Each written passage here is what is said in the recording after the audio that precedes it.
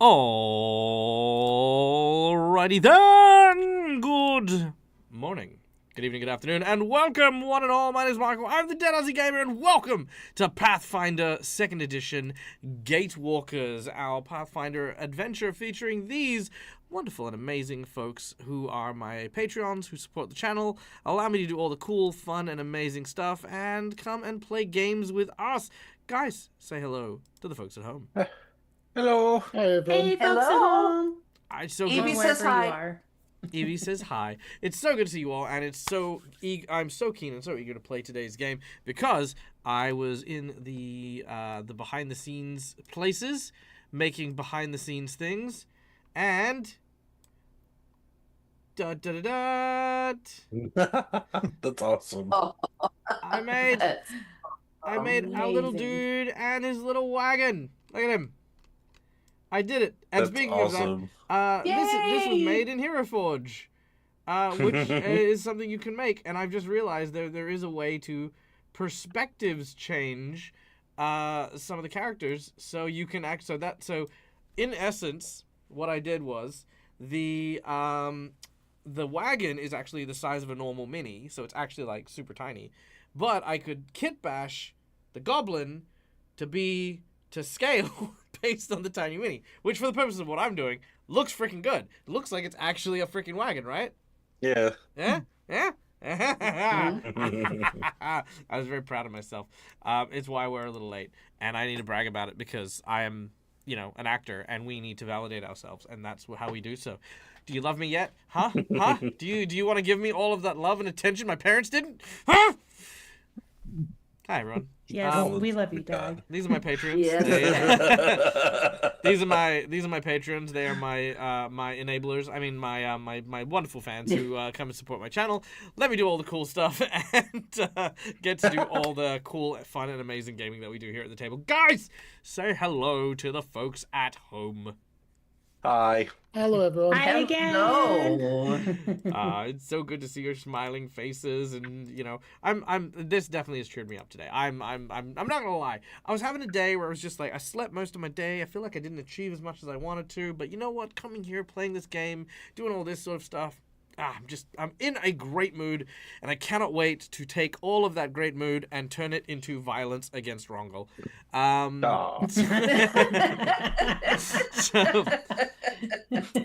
just teasing, sort of. Anyway, before we kick off today, we have some sponsors to thank. First of all, as I mentioned, Hero Forge, wonderful artwork, wonderful things. I mean, honestly, guys, look at this fucking thing. Look at this thing. This is what you can do with Hero Forge. Admittedly, with a lot of time and a lot of patience, you can do stuff like this and then have it 3D printed and sent to you at home. You can also make these character tokens and all these other people and stuff. It's really great. It's a lot of fun. Then, of course, we have Fantasy Grounds for our VTT of choice, which is behind the wagon. All the maps, all the things like that. That is courtesy of our amazing VTT that allows us to connect all around the world and play games. Plus, of course, we have our dice roller as well down the bottom there. And we like Sirenscape for the wonderful sound effects that you'll hear throughout the course of the game as well. To immerse my players in a world of fantasy, I have a ton of sound effects to do so, and music and all of that other jazz. Then, of course, we have our wonderful players who are here to join us for today. We have, of course, the Witch Lushara, who is a tailor, not tailor-made for adventure, but is learning slowly and surely, along with their Hellcat companion Magnus, played by our friend OG Lava Kitten. Oh. We then have Bilratar, the mighty hobgoblin-hating dwarf, who is on a quest of fortitude, bravery, much violence, and the tearing of limbs. This incredible character played by our amazing and awesome friend Sculiari. Hello. And then, hailing from the planet Castrovel, we have Rongol the Lashunta Thaumaturge, master of artifacts, curios, and intricacies, who is on a quest to learn more about their sister planet, the one known as Galarian, traversing with this group of adventurers as they learn more about a psychic whale that has evil machinations on the universe. That character is played by our friend Neil from Immersion Diversion. Hi there.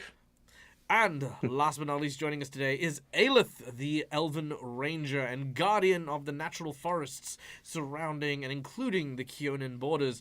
This survivalist character is played by our dear friend Jen. Hi, Jen. Hello. Now, not appearing today is, of course, our friend McBluff, who normally plays Viv, our summoner puppet who turned human, who is trying to find who they are without the child that imagined them into existence. A very interesting story, but yes, they are not here today, but we wish them all the best and can't wait to see them again.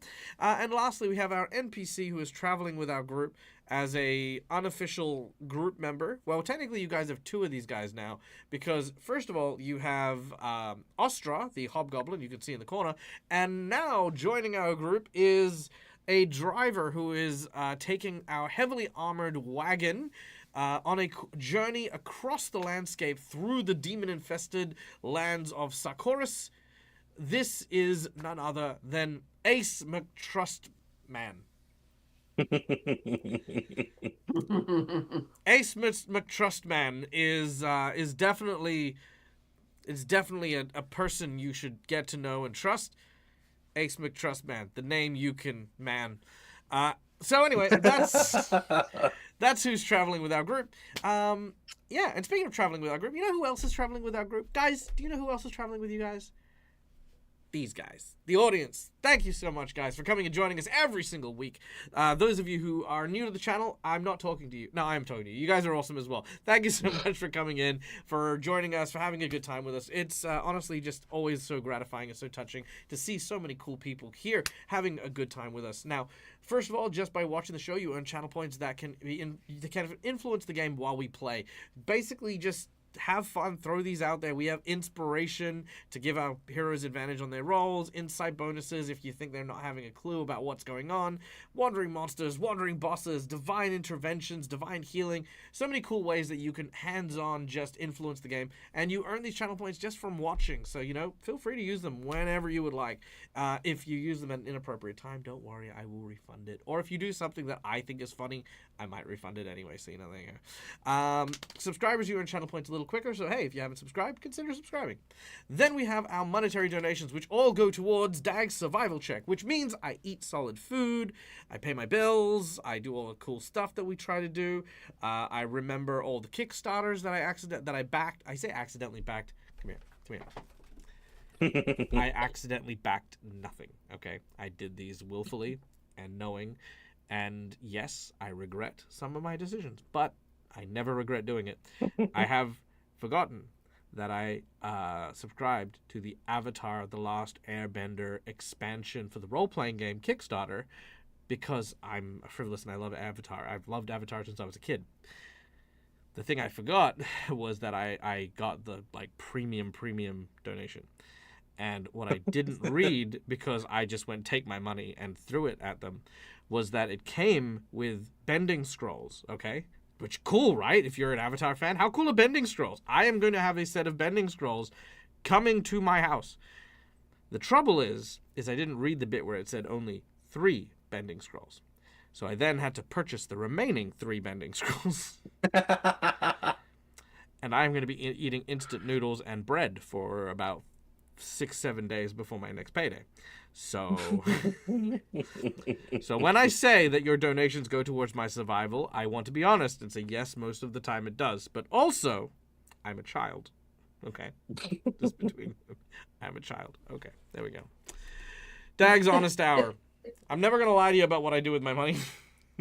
But you know what? Actually, here's the other reason why I tell you stuff like that. Mostly because, one, I want to disillusion the idea that any kind of celebrity is without flaws. I am so flawed as a human being.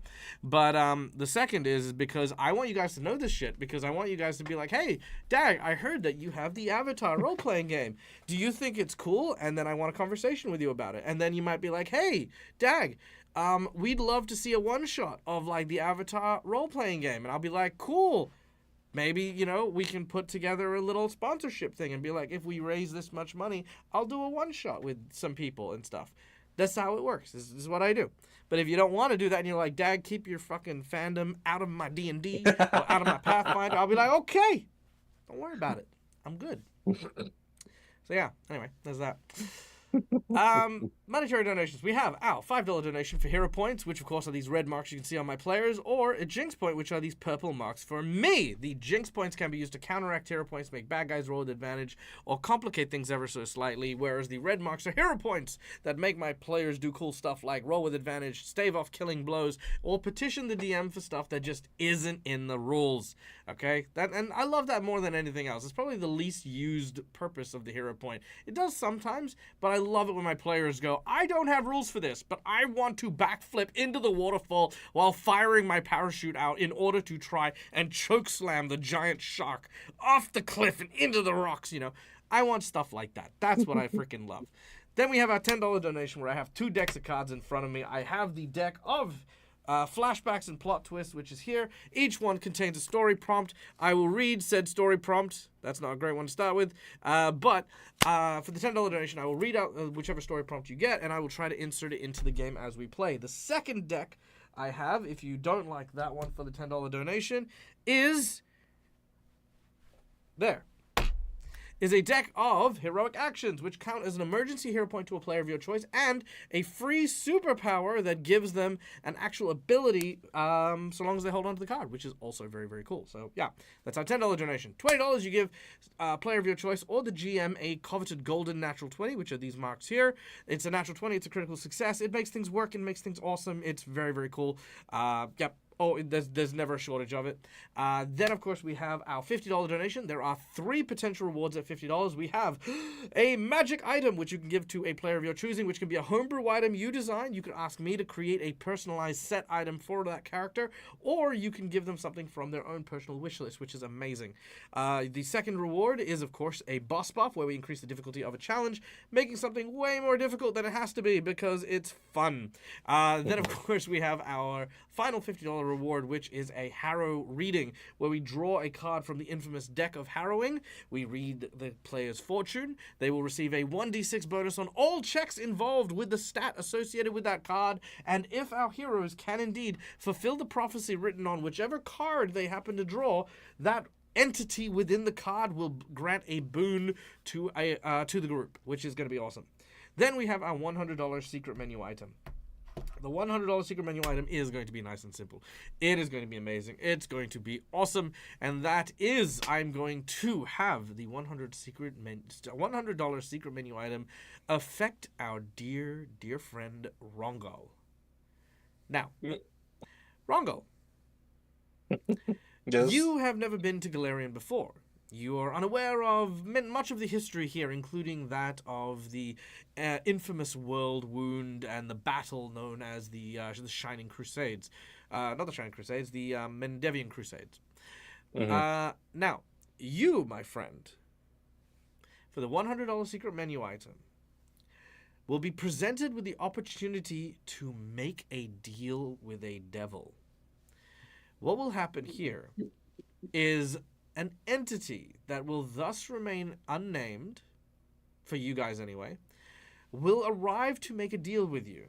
Should you treat with them, you will be granted a very unique power. Should you not treat with them, should you decide, no, I don't want to do this, then you will still be granted a power, but it'll come with a catch, if that makes sense. So either way, Rongal will gain a new ability, a new unique power.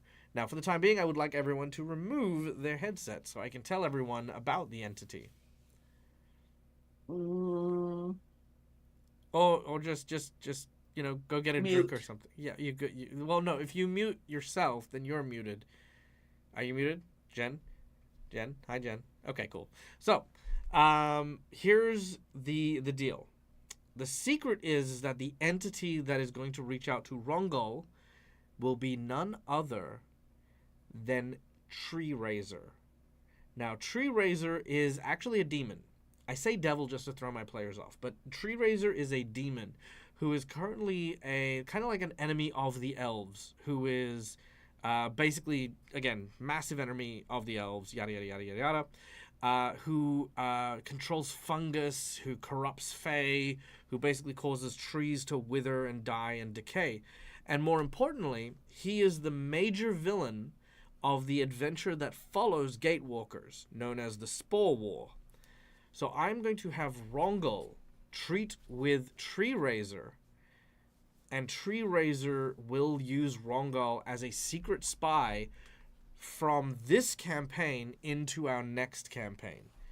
But we will not tell him that. We're going to basically disguise Tree Razor as Rongol's other friend, who's also a tree person, and then do this whole big evil reveal that, haha, actually it was Tree Razor who was involved. So yes, that is our $100 secret menu item, is whilst traveling across Sarkoris, Rongol will be approached by Tree Razor, disguised as his friend, in order to give him powers and turn him into an agent of the Spore War. A sleeper agent, which would be a lot of fun. So, there you go. That's our $100 secret menu item. Okay, everyone can put your headphones back. Headphones back. Headphones back. Everybody can put their headphones back. Okay, you guys good? Yep. Mm-hmm. Yep. Sweet. All right. So as I said, that secret menu item, Rongol finds love, and is Aw. wow. That was really quick, Cookie. That was so fast. Steve, well, you know what? Hang on, wait. No, let's be fair here. Steve could want 5 nat 20s for me. Just saying. He could. Putting it out He there. could He only could get 3. just hey, like Dag, have 5 nat 20s. Why not? What would be more worrying is if he did it before he told us to put the headset back on. could you actually imagine? Thank you, Steve. Could you imagine? Could you imagine if just to troll me, he turned around and says 10 plot twists. You mean like school I did once? Fucking school. I've never gone up to 10. You got an 8. 8 Okay. was the highest one. All right. Anyway, thank you, Steve. I assume you have donated for the reward, which we will go into. But before we do that, let's kick off into today's game. We did have another donation as well. This one from, I believe, the lovely and amazing Christina. Yes, Christina, by the way, thank you so much, and I hope you're doing well. I know we don't get a chance to talk too much during these because, we're obviously trying our hardest to get as much of game time as we can in here. But I wanted to say, I really appreciate you being here all the time. So many of you guys also do as well, and I appreciate your donation. You are amazing, you're wonderful, and I hope you're having a wonderful and spectacular day. Not to say I don't wish everyone had a spectacular day, but I do. It's just hard to personally wish everyone every stream. I'll try to do one person a week at least. Just be like, hey, you're good. How are you? I hope you're I hope your parents are happy. I don't know. Second parent thing. I feel like there's a trio coming on here. What the hell? Anyway.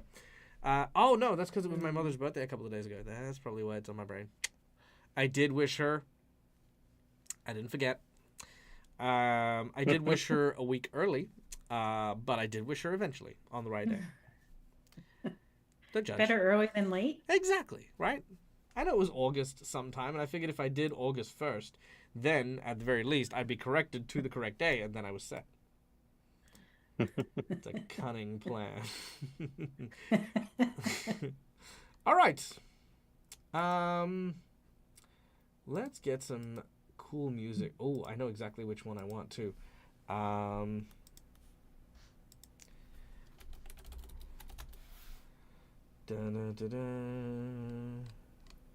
Yeah, this is the one. Okay. So, without any ado, we return now back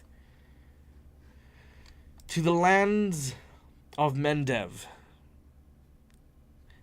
Our heroes, in what appears to be a large humming vehicle, as this beast of a wagon made of metal that spews smoke and fire races across the landscape.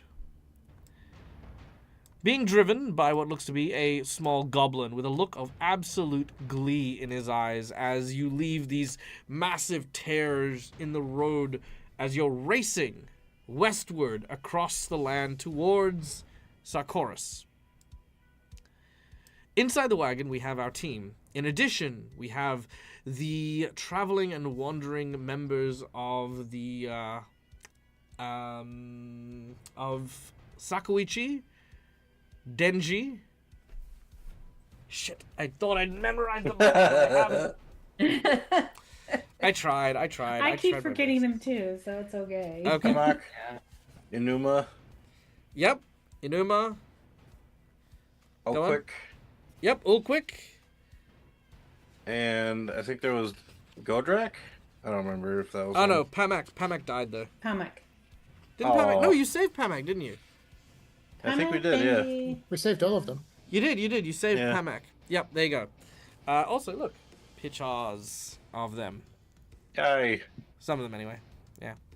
Okay. Now, as our heroes make their way across the landscape, Sakuichi gains your attention.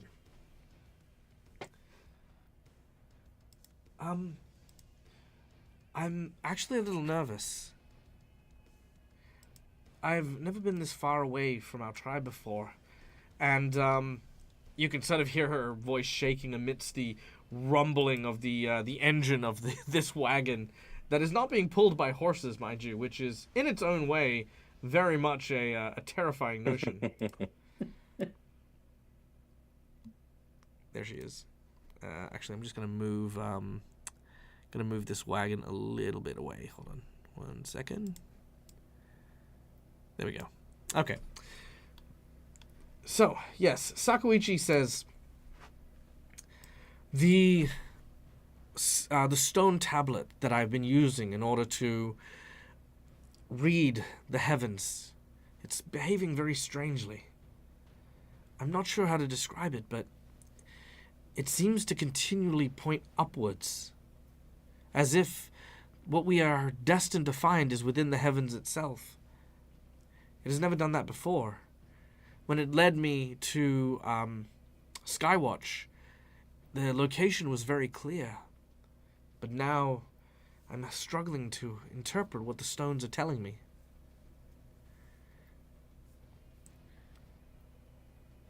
Like Rongo will just look towards the sky, see if he can see anything. You look at the ceiling of the wagon you're in. Oh no, there's no windows. Again, also not up, but sure, you go to one of the windows. No, it was like look outside and look up, but if there was a window, but you do so. Well, All of a sudden, the entire plot comes crashing into the wagon. All of this exposition flows in like an avalanche. It goes, Rongo, Oh, no, listen, no it's time the to meteor. explain. Oh, Quickly, shit. the black whale, here. And he hands you this tadpole, and he says, kill it, quick. And then, Rongo crushes it in his hand, and immediately, that's it. The campaign's over. All because Rongo looked out the window. well, Yay! I just good job, everybody. Good job. I'm so mean. Yep. I don't have to be this Neil way. won I Pathfinder. Woohoo! I don't have to be this way. I'm but- always just imagining Rongul doesn't understand the planet, so he's kind of like doing things that he shouldn't, even though he's a little smart, or even though he's pretty smart. No, You I know, know. like- I'm just. Yeah. I don't have to be this way. I'm just mean. Anyway, so amidst this conversation that they're continuing to have, looking at the tablet, it is very hard to interpret as you all take your look at it. Anyone who would like to can make an occultism check to see if there's a way you can learn to interpret the strange placements of the stones and the markings that are there. Hell yes. Yeah. Do you have to at least be trained? Frick. No, you do not. I rolled really low. Nice. Yep, that fits. Cool. That's about right. Bro. Probably because you're looking out the window. Yeah, true. Um, I can see the places. so You're looking Lushara. at constellations. Rongul. What level are you guys, by the way? 5. 5, yeah. Okay, cool. Lashara, you're the only one who can kind of make some sense of it. It's not so much that it is pointing up to the heavens, more than it seems to be idle. It's waiting for a moment to point something out more than anything else. Like, the time is not right for the guidance yet. Yeah. Sakuichi, perhaps it's waiting for some sort of event to trigger the next place to go? It seems like it's just hovering there, like it's waiting. That is a very fascinating thought. I don't like this, though. I know that we are supposed to be heading into Sarkoris, but even though we are still in Mendev, by the time we reach the Blighted Lands, if we don't have a direction, I'm not overly comfortable with traveling demon-infested landscapes with poisoned and blighted spaces. I know that, of course, the Tinkerer gave us those suits to be able to help cope, but I wouldn't want to be caught there. Not for too long. I feel like I've asked so much of you all, and to ask more, well, it just doesn't quite sit right well with me. Well, we have our own reasons to be here. It just so happens we met you, and As far as I'm concerned, you could be left by the side of the road. We still have business in Sarkoris. yes, There's no need for you to be willy-nilly wishy-washy. She's right. Sarkoris is dangerous. Chances are not all of us are going to be leaving that place alive. She should feel bad about asking you to go in there. Because she is asking some of you at least to die. well, as I said, or was starting to say, Astra, Astra We sort of have our- grumbles and sort of curls himself in the back. Sakuichi definitely looks a little saddened by Astra's outburst. we do have our own reasons to join you. We're looking for answers, and you seem to have a clue toward what we're seeking, which is answers to what happened to us during the missing moments. So our interests align. And so does his, as much as he grumbles. She softly smiles and nods. As the wagon ride continues, you can hear from the front seat, "I'm on the highway to hell, highway to hell." At least he's enjoying himself. I'm not saying it metaphorically. I am being quite literal. He still sounds like he's having fun. as the wagon is heading to Sarkoris. All right. Now, it is a few days away, but I'm going to fast track this and do what I normally do with some percentage rolls, please. It is so from the coast, which if I move Sakuichi away really quickly. So Egade is, if memory serves, somewhere in this vicinity here. So our heroes will be going across the landscape thusly in order to get into the Sakura Scar. Now, it's about 3 days worth of travel, so we're going to get everyone except for Aelith to roll me a percentage, please, to see what encounters may transpire. Ooh. 7 on a Bill Ratar, 65 and a 34. Whoa. All right. Thanks, Magnus. Magnus rolled for me. Oh, well, what a shame. All right, so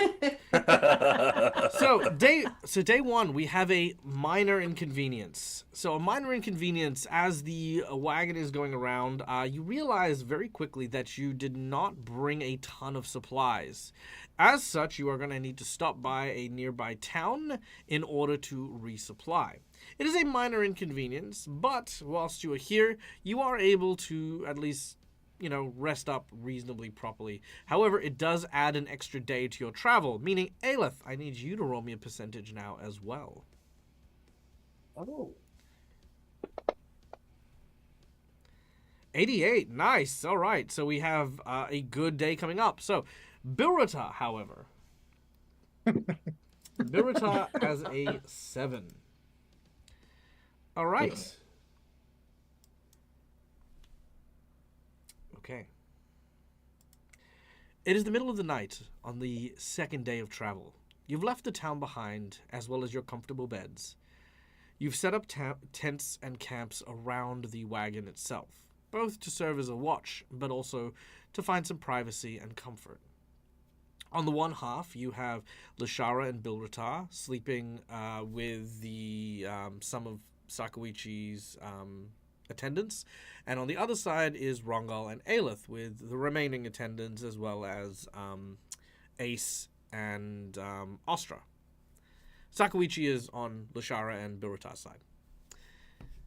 In the middle of the night, Rongal, I need you to make me a perception check.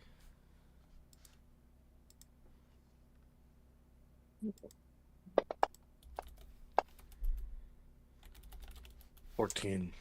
All right. You are asleep. Mm.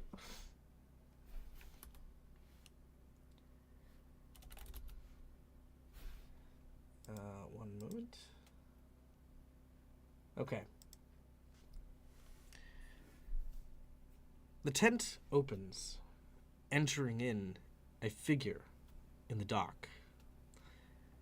Rongal does not notice until there appears to be a warm body laying beside you.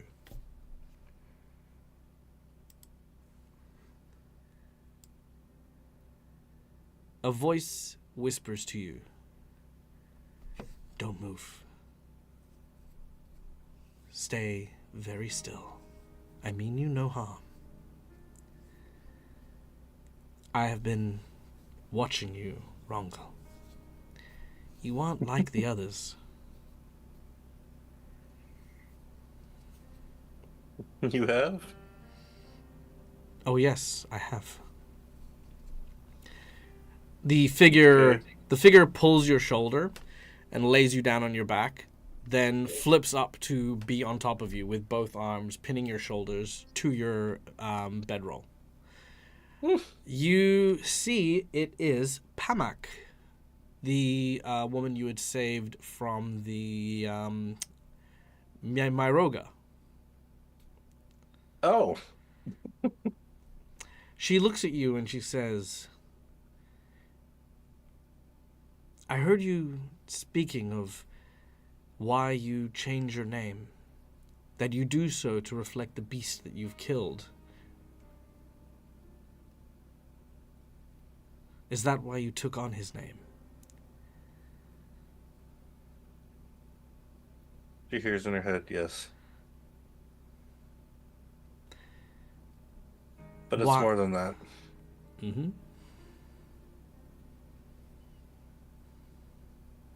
I take the names of those stronger than me to show that I can become strong too.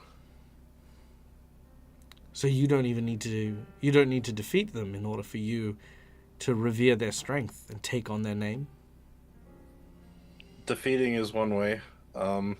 It's the easiest way, but there's more ways to defeat someone than strength. Oh? Like what?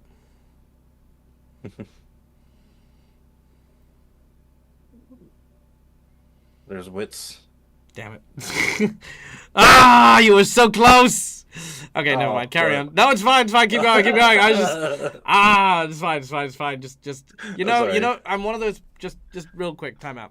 So I'm one of those guys who always watches those animes that are like the will they, won't they kind of like anime stuff, and that was just a perfect moment of when you said the wrong thing for like that. It was like, oh, it's all set up. It's right here. It's like, what do you mean? Blink, blink. Wink, wink, nudge, nudge, in bed, and then wits. Ah! Hurt my soul. This motherfucker. Okay, fine. Carry on. Sorry. Yep, I'm back in. Time in. So,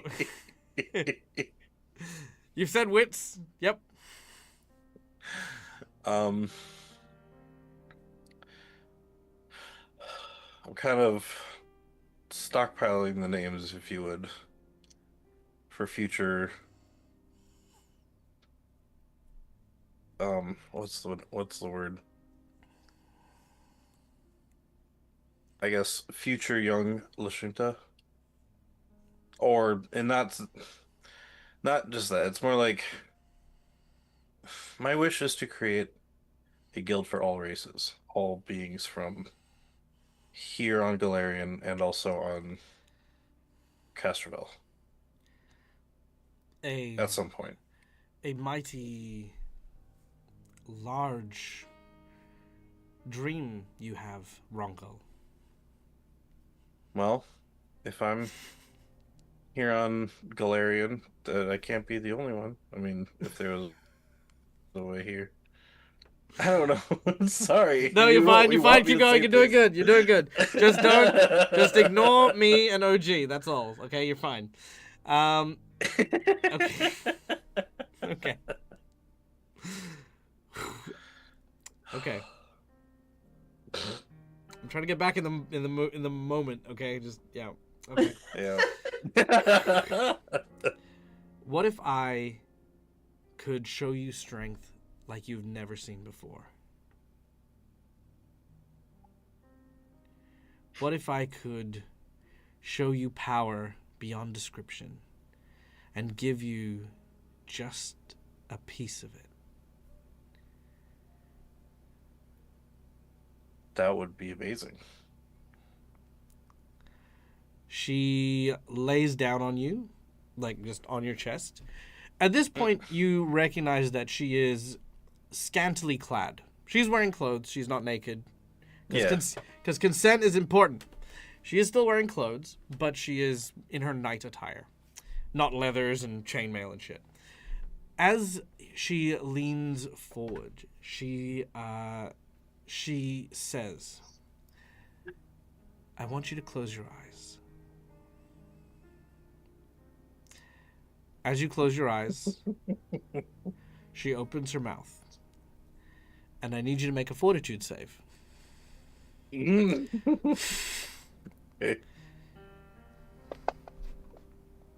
Oh no. Well, 19.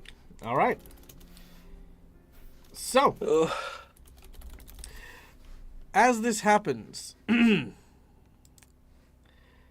a large black slug erupts from her mouth and crawls across your chest and inserts itself into your mouth and into your nose. Ugh. As it crawls in.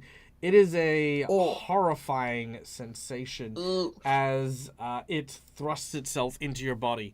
Your eyes open with a start, and you can basically see black ink pouring from her lips and from her eyes. As this happens, you find yourself in a forest, one unfamiliar to yourself.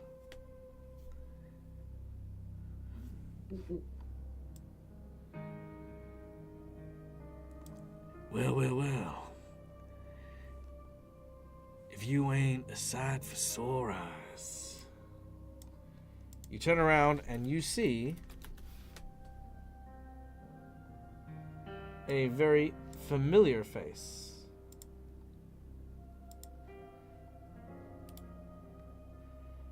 You see... Is it Westwood? It is. Yes. Westwood. It's good to Is see that really you? Yes, it is. It is good to see you too, my friend. How has your travels to another planet been? It's. I mean, like it's interesting. I learn more and more each day. They have creatures that somewhat resemble those on Castrovel, but it's still, interesting to see them nonetheless. It's good to hear, my friend. But you did not go to Galarian in order to go and observe the wildlife, now did you? Mm-mm. You left everything behind to pursue your goals. You remember that? Mm. But look, I come with glad tidings.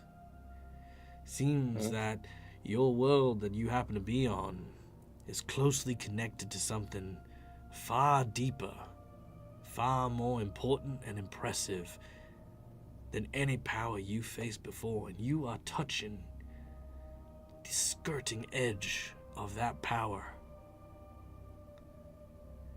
Tell me, have you ever heard of the voice in the green? Have I? No, I've never heard of it. The voice in the green speaks to all things from the plant world. A connection that rises even through our veil across time and space. The first world and beyond, all things are connected and touched by the voice of the green. And the green sees you, Rongo. It's chosen me to speak to you today as your friend. I'm a seed? No. What? No, what the fuck? What? No. No, you're not a plant, Rongo. You're not a seed. No, don't just let me finish. Okay. You are a friend. And what you are trying to do, bring about an end to Osseo the black whale?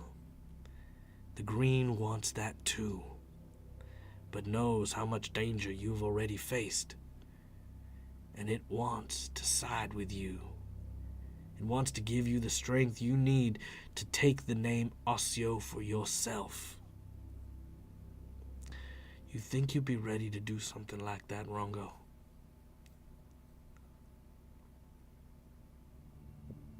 There is no do or do not.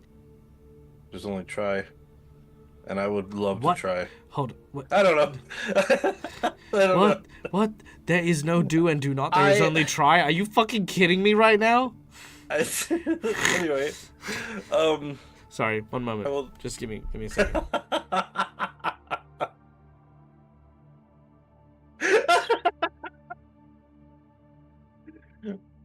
I'm sorry. Oh no. Okay, I'm better. Is that number 3 in my total life of being here with you? It's fine. It's fine. Or Don't worry maybe about like it. 1,000. Okay. I'm just aged a little bit. Oh. Okay, I'm sorry. Yeah.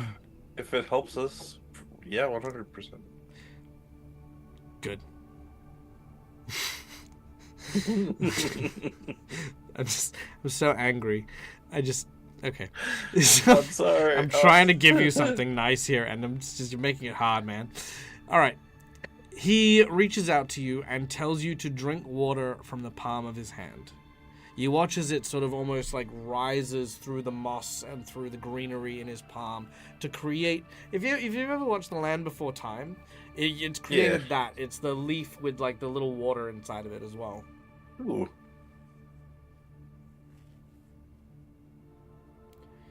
Drink, so that you may be connected to the green.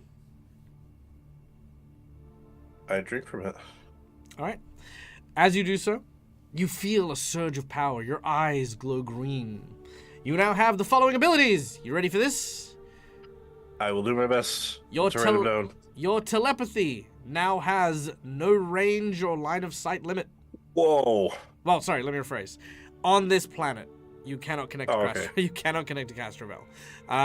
So specifically this planet, anywhere on this plane of existence, planet, you've got a connection to it.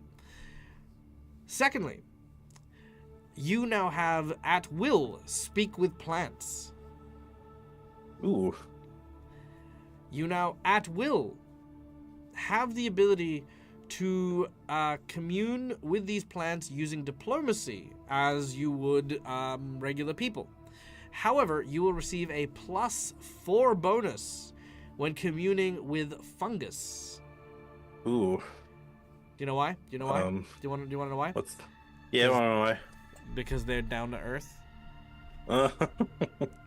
Get it? They're Yeah. That's really weird if you'd say because they're the fun guys. they're also the fun guys. Yeah, that's what I was thinking, because they're fun guys. All right. And last but not least, for the purposes of spells, powers, and abilities, you are also considered to be a plant as well as a person. So things that would affect Okay. plants and stuff like that, including plant growth and stuff like that, will also still affect you. Ooh. All right? When it comes to spells and what else? Anything. You're basically one of your types. You've added a new type to your character. Oh, You're okay. now plant type.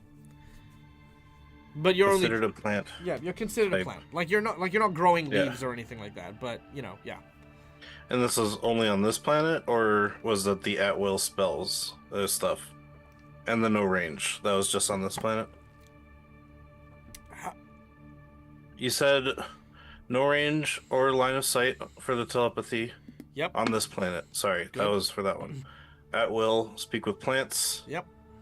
And then I also have at will, commune with plants, +4 with No, fungus. that's speak with plants. Speak with plants is the same thing. Oh, okay. It's just that when you're using diplomacy, you can negotiate with them, for example. Like Okay, so they they're are the same thing, but Yeah. +4. Okay. Yeah, it's the one. I'll just combine them then. Cool. Got it. And you are a plant for the plant trait purposes. I'm But a you plant don't- for the yeah. type trait. Yep. Cool. But I want to be clear, you are not Got it. growing leaves and you're not turning into a plant or anything like Yeah. that. Cool. All right. Awesome. I gotta bid you farewell now. But we'll talk again soon.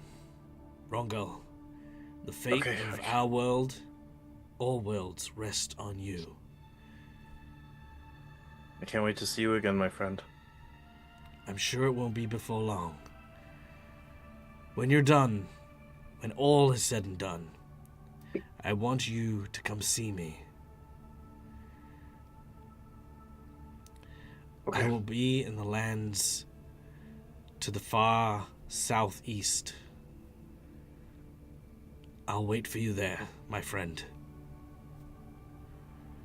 Okay. West. And then he vanishes. Okay. As he does so, You said the southeast? southwest. Oh, sorry, southeast. Yes, Southwest. southeast. Long story short, he's pointing you towards Kiernan. Okay. Over here. Southeast and Kiernan. Yep, south by southeast. So yeah, there you go. All right. The next morning, you awaken.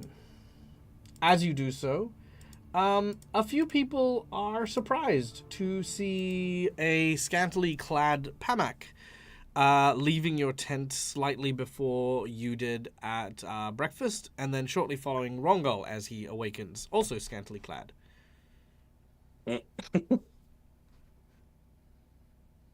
Hmm.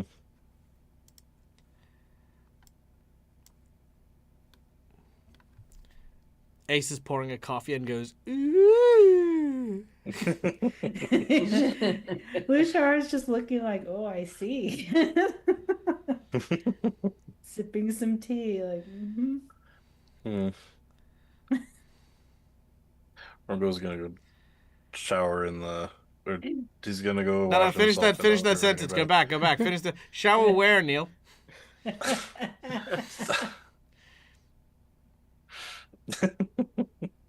Underneath a tree that just been rained on, so there's water dripping off the trees. I don't know.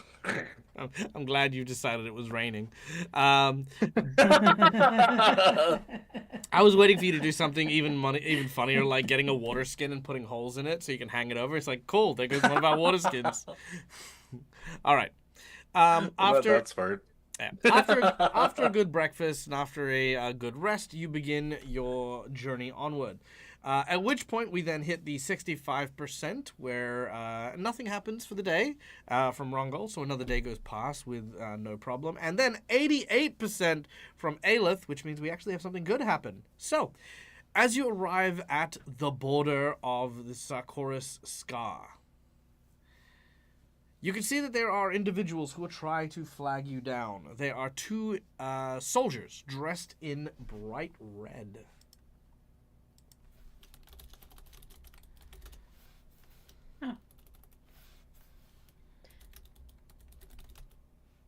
Okay, so we would see them from the window. Okay. And then I think some people need some help or something. Um Doesn't quite look like that. mm, They look to be soldiers or bandits. Hard Oh. to say. well, do we stop or do we just go right by? Look look at the others cuz It'd I be don't really rude know not what to to say do. anything. Yeah. They obviously see us. And we're Would heading Bill that or way. Ostra recognize the armaments? Potentially? Make a society check. Unlikely, but Nope. Not at all. Ostra, you know what? Ostra will give it a go. Ostra is also not trained, so. No, not really.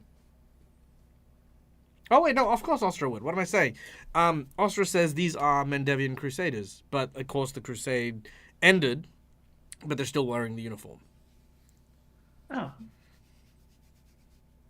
Oh, well, maybe they'll have information about what's ahead. Agreed. Do you tell Ace to pull over? Yeah. Go on. Cheryl will kind of like hook her head out and be like, "Hey, Ace, Hey, what's up? Ace! I'm just about to kill these two people. No, no, What? no, don't run them over. We want to stop and say hi to them, if you don't mind. Ugh, I guess. Okay, one sec. Okay, if they're bad, you can run them over, okay? Fine. But we have to talk to them first. All right. He pulls up over the side as these two soldiers wave you down. There's a female half-elf and a tall Garundian man wearing full plate. The half-elf approaches. Halen, well met. Might I ask, what business do you have traveling into the Sakoriska? Demon hunting. Well, that's bound to be something that you're doing. Regardless, is that your business? For the lands beyond here are quite dangerous and perilous indeed for those who are not prepared. Well, we did get a guide, and we got some A gear guide? to assist us. Yes. Mhm. If it is all the same to guide. you, we are members of the Mendevian Crusade. We are ensuring that the people who enter into the Sarkoris lands are fully equipped and have what they require in order to survive the tumultuous lands that lie beyond. I don't suppose you would submit yourselves and your wagon for an inspection. We will be able to offer aid for anything that you may be lacking. Cheryl will... Can she tell if they seem on the up and up or if this is a scam? Make a perception check to sense their motives. Get- Right. Can I make one too? Because Anyone who wishes to may do so, of course. Can I do one from Yeah. within the? Oh wait, no. Do I have to be standing on ground Anyone who... Oof. Oh, wait, what do you mean? For... for my Well, it's technically it's telepathy, but I guess it's not a two-way. It's technically I'd have to speak to them first, I think. Okay, look, I But know I I th- just gave you the ability to speak with plants. This is not one of those everything is a nail situation. I know. I'm sorry. I'm just trying to figure it out. You don't... Yeah, yes, good, excellent. All right, Bill Ritter. They are not... I mean, okay, so first of all, they're not lying. Straight up, they're not lying. They will give you stuff, and they are inspecting. You do think that they have an ulterior motive, though. They are looking for something specific. Perhaps someone, perhaps something. They are searching you. They're just doing so in a polite way, because they have no real authority and power. They cannot conduct a search, but if you allow them to, then they can do their job, and at the same time give you something for your trouble. Yep, and as far as I'm concerned, from a group perspective, we've got nothing really to hide from these guys. From the correct? Mendevians? Not that you're aware of. However, you do know that Ostra was a former Mendevian crusader. He did not seem to get on well with Gar Steel Flare. So the only Oh. person who would really have any connection to them is Ostra. And Austra's current body language is. The usual surly, miserable I was gonna Old say, goat. the But then, usual. but then Bill obviously doesn't really care, so he probably wouldn't bring it up. He just says, "Yeah, sounds legit." Okay. Right then. I actually do sure. have a question Mm. for the GM then, because I just did see this. I am GM. Yes. So I do have a feat that it's called sensitive antenna. It gives me thought sense in 30 feet. So anything that has like a mind. Good. They I both can- have minds. Well done. No, I know. But would that work together with the no range telepathy or line of sight No. that I just got? No. Because that's Okay. only for talking with plants, because that's your connection to the green. And people aren't connected to the green. Oh, okay. Got it. So that only works with plants too. So that's what I was wondering. Yeah. But if you are familiar with a tree, say, for example, back in Egade, for example, you could use your telepathic communication to talk to that tree from wherever you are. Oh, okay. Got it. That's kind of cool. Okay, sorry about that. That was All my right, no, one no, question. perfectly fine. No, I'm happy to answer questions. All right. If you have submitted yourself for a search, they ask you to all step out of the vehicle and to lay your weapons and gear out for them to inspect. They'll also inspect the cart and things like that. It'll take you about an hour or so. Again, it's not like they're not digging up stuff or ripping things apart. They're just like, again, asking you to lay everything out so they can inspect it. They test out your weapons and make sure that they're okay. They're very impressed with the quality of the stuff. They notice, Rongal, that you have shards of your chakram. They give you a brand new set of chakrams. Ooh, Yay. thank you. They basically say, yes, no, if these are the state of your weapons, then indeed your journey to this point must have been quite dangerous. Here, thankfully, many of our troops had customized weapons before they went home to live out their lives. So we do have plenty of different assorted weapons available. So yes, we're happy to replace your broken ones here. They Thank look you very around. much. They how many potions of healing do you guys have?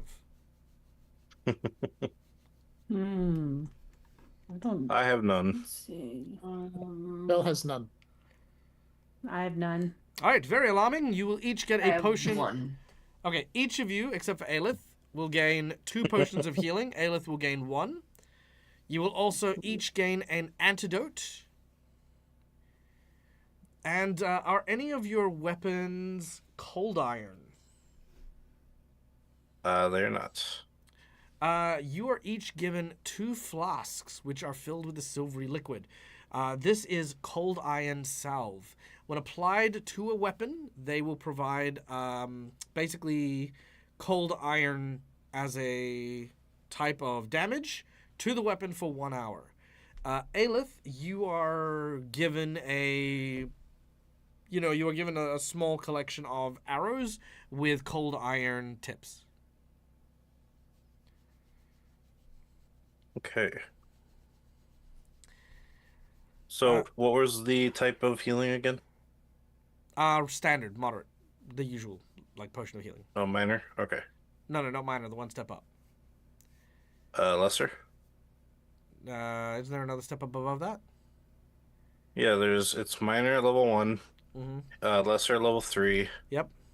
and then moderate at level 6. I Moderate. think, yeah. Yeah. Cool. Each of these are moderate ones. And there's 2 of them. Mm-hmm. Okay. Now, you've got that. Okay. Now, in the middle of the night, they say that there are these large moths that are drawn to fire from a particular, from basically just flames and stuff like that. They are quite large. They are demonic. Be careful for them. Here is some dried shit from basically demonic ankegs. The fire that burns from them actually has a certain musk to it that is deterrent to the night creatures from that area. We've got enough to give you about a week worth of supply, but we urge you use them sparingly, and obviously, just be careful.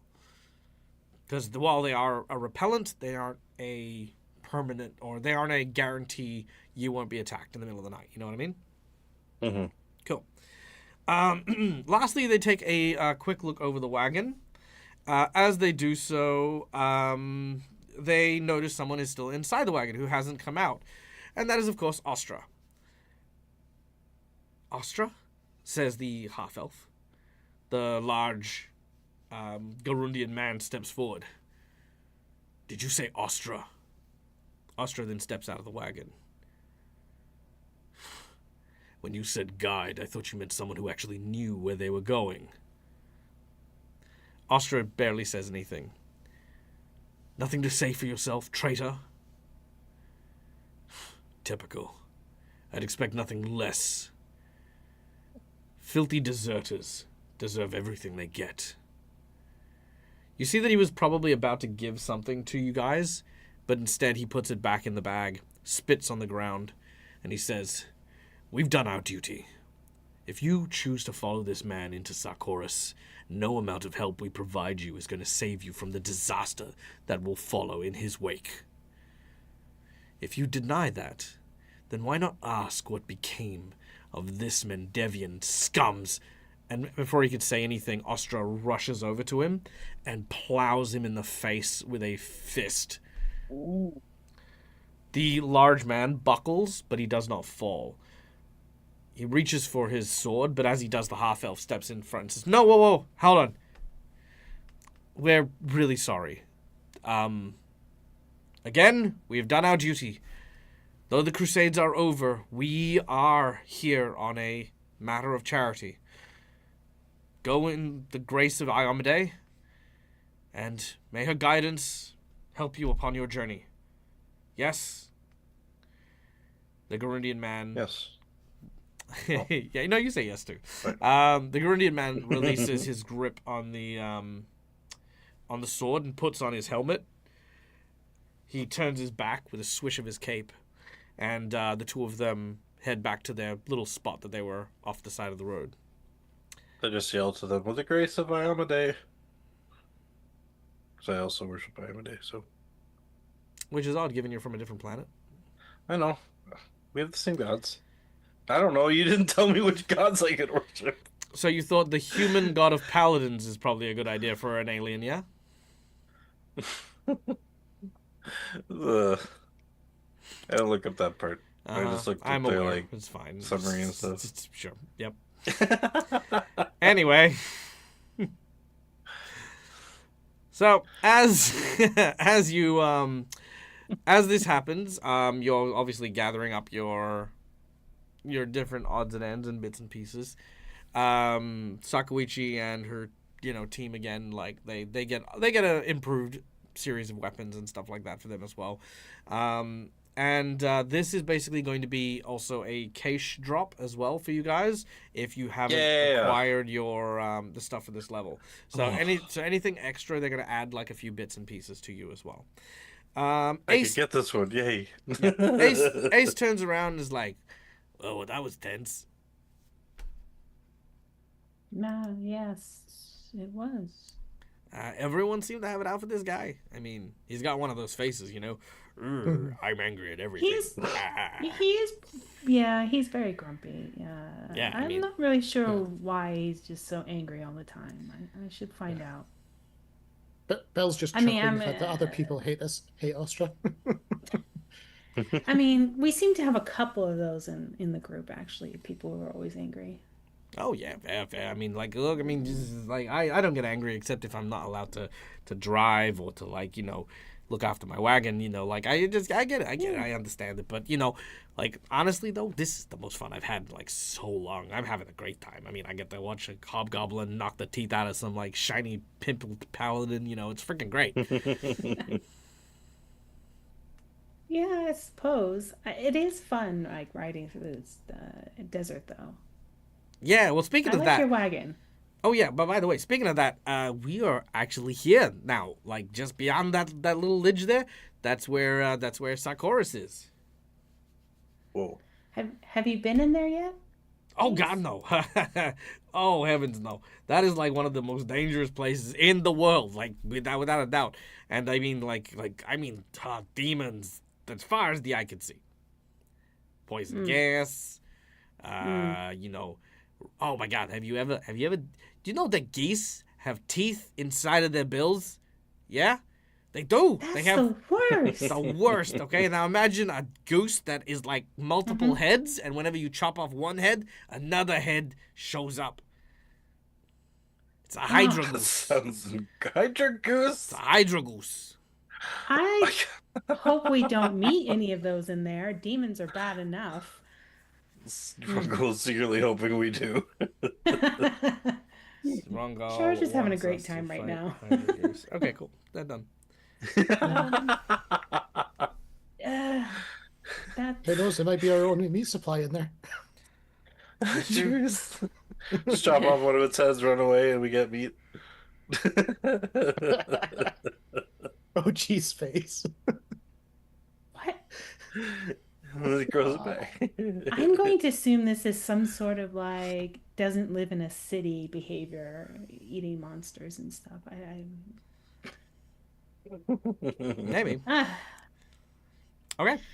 well, all right. Well, if you're ready to go, Ace, we can get back on the road. Go see some demons, right? Heck yeah! All right, let's do it. Yeah, demons. Great. I assume at this point, if we're heading in proper, we don the protective suits as well. Correct.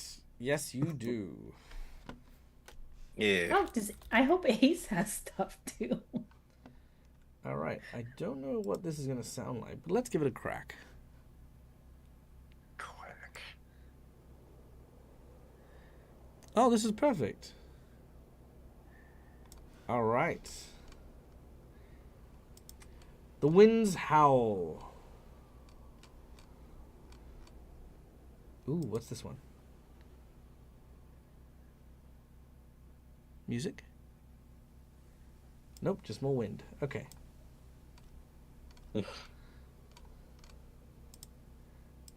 One second.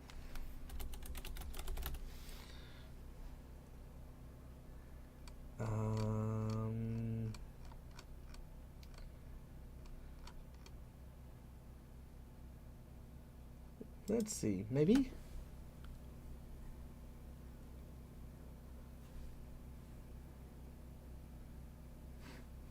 Musica? No musica.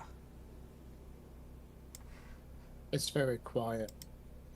Your volume's low. It is. Hold on, one sec.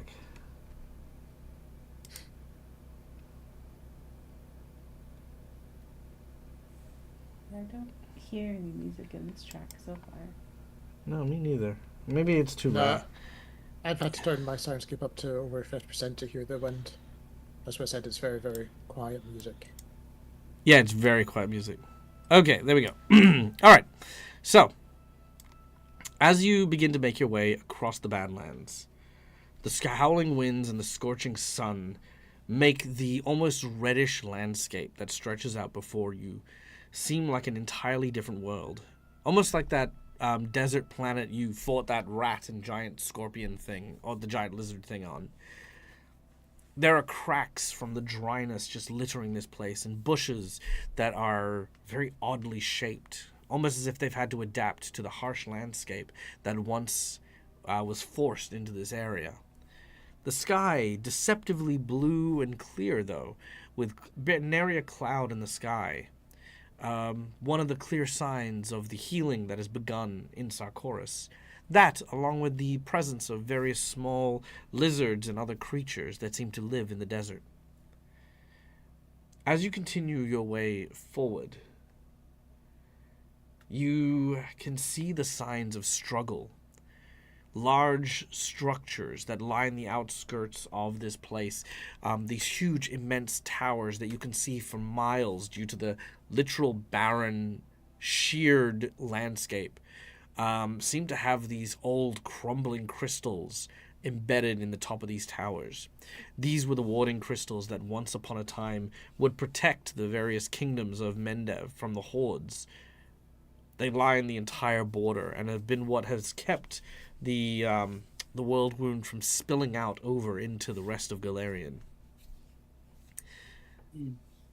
As you continue onwards, you have a quiet moment to yourself to discuss anything you would like to in regards to your travel among the demon kind.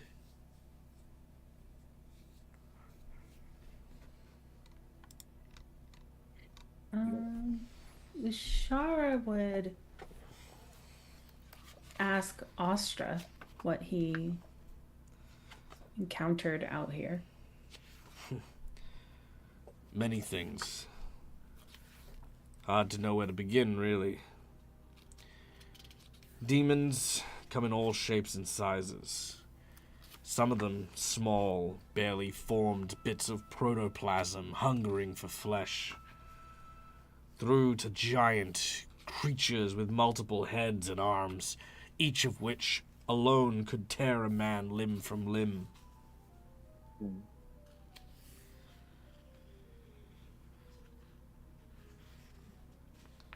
How long were you out here before you left? He doesn't like the notion of being claimed to have quote-unquote left. But he says 3 years. 3 years of service. Damn. That's a long time to be out here. Yes, it is.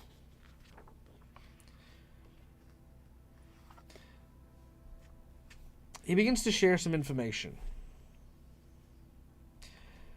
When the world wound was sealed only a few years ago, it seemed like for the first time in generations that the lands here may once again be freed of demons. But to all accounts, that's not to be the case. I heard that some folk calling themselves the Reclaimers have started to make their way towards the Scar to cleanse the wastelands and eradicate the stray demons here. They're re-establishing using a power, an ancient custom, the locals used here before the demons took over. I don't know much about it, but with any luck, it's working. The Sarkoris Scar is all that remains of old Sarkoris. The lands that were once verdant was housed by druids and those who secretly worshipped living gods that were tied to the lands. I think they were called God Speakers. They would commune with these powerful guides, much like Sakoichi. I suspect that this might be where her journey is leading her.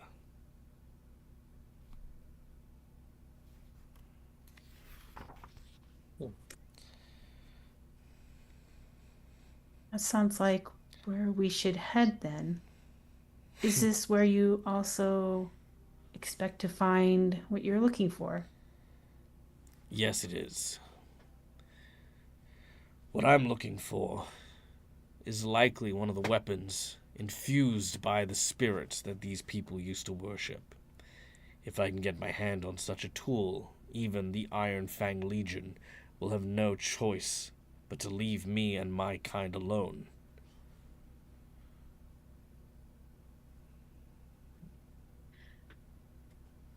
Why are they trying to force everyone in to their group? Is that The hobgoblins have always had a culture surrounding order. Everyone knows their place. But when, in lieu of a king or an emperor or someone in command over all, warlords like myself and many others find campaigns and fight for our own causes, it was free. It was true. We had to abide by no rules other than the ones we made for ourselves. But the Iron Fang Legion, united under a great and powerful general, one who was once upon a time a hero to many hobgoblins. The Legion became strong so rapidly as it absorbed clan after clan, faction after faction. But I have no intention to allow myself and all that I have built to simply be ripped into obscurity.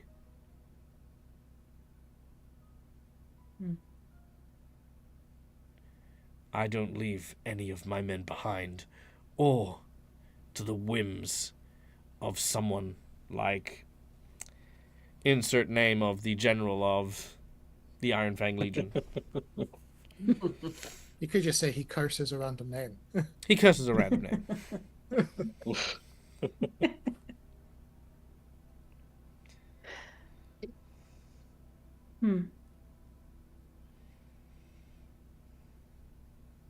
I mean, I can understand if they're trying to force you to join.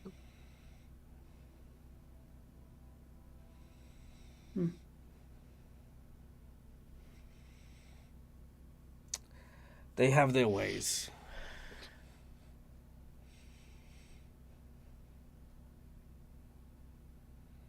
Do you know of any, back to the Socorro Scar, back when you were here for those 3 years, do you know of any safe areas? I thought so. Just thought I'd ask. You never know. I think the wagon we're in is the safest place we're ever going to find here. That's the gist I'm getting.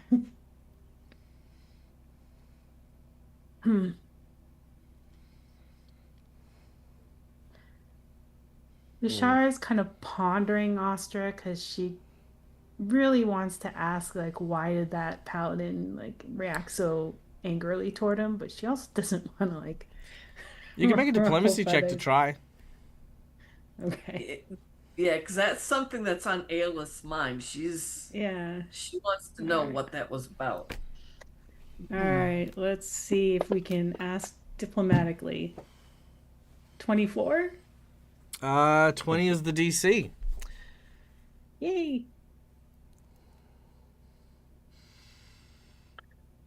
I wasn't always a warlord among the hobgoblin tribes. Many soldiers like myself seek to sharpen their blade in tested battle, rather than to rest on the laurels of nepotism like many hobgoblins. I chose the Mendevian Crusades. After all, the more ferocious your enemies, the more likely you're able to fight well enough to defeat them. I was put into a squad, a group of very tough fighters. We fought demons day and night, with barely any time to sleep. It is where I lost my eye. But I gained a new one. A lieutenant. A person who was my second in command. He was taken from me. Deserted, everyone said. They dishonored his name. They spat it out. Enraged, I left. Disobeyed orders to go and find him. But found no trace. I tried to return, but by that stage they had already labeled me a deserter. They left me to die. Told me that the Mendevians would no longer have me if they couldn't trust me. But they broke my trust first. The hobgoblins that came with me were the only ones who left. There were 12 of us to begin, and by the time we walked out, there were only 8. It's a sacrifice I still wear till this day. but to the humans, to the people who didn't care what happened, to those who fought, bled, and died for their cause. I have no lost love. Gar was one such soldier, as was the paladin we met upon the road.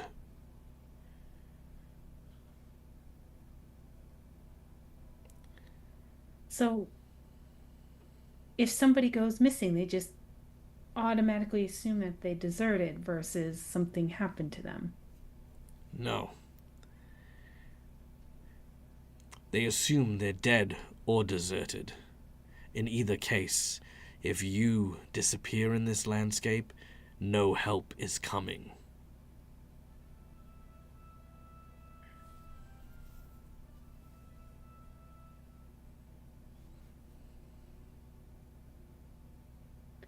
Ishara looks troubled at the idea that you would be in a unit that would just be like, oh well, you're dead, or you left, who cares?